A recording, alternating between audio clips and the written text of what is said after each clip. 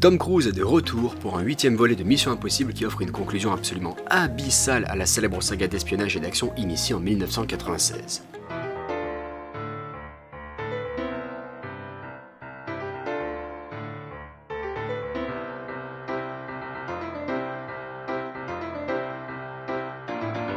Poursuivant l'intrigue déjà assez confuse du précédent opus avec pour adversaire une méchante entité IA voulant tout simplement anéantir tout bonnement l'intégralité de la population humaine, rien que ça, pour soi-disant contrôler la planète, allez savoir, The Final Reckoning se noie complètement dans un océan d'enjeux planétaires à chaque scène d'un film fleuve qui enchaîne non-stop les séquences à la fois avec beaucoup trop d'explications et des scènes d'action beaucoup trop frénétiques. Le gigantisme et la redondance de l'intrigue tuent tout simplement tous les enjeux, ne serait-ce que si l'on prend l'exemple des bombes à désamorcer, elles sont beaucoup trop récurrentes et beaucoup trop puissantes, ce qui annihilie toute potentielle tension.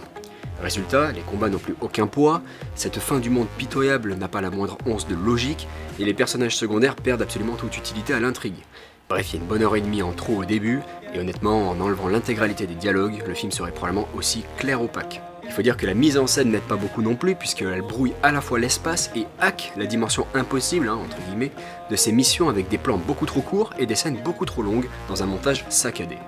Même les séquences de cascade qui sont complètement folles de Tom Cruise ne sont plus si bien mises en avant que ça. Si le précédent film reposait sur un scénario tout aussi faible avec cette même histoire d'intelligence artificielle, mais qui offrait néanmoins un strict minimum dans le développement de ses personnages secondaires, le film savait au moins mettre en avant ses séquences spectaculaires vu que c'est ça maintenant l'unique objectif de ses films. Or ce nouveau et dernier opus de la saga perd même de vue son propre horizon. C'est tout le paradoxe d'un cinéma qui ne vit que pour en mettre plein la vue, mais ne se laisse pas regarder. Alors oui, il y a bien quelques bonnes idées de mise en scène, avec un combat en hors-champ vu sous l'angle de la réaction d'un personnage par exemple,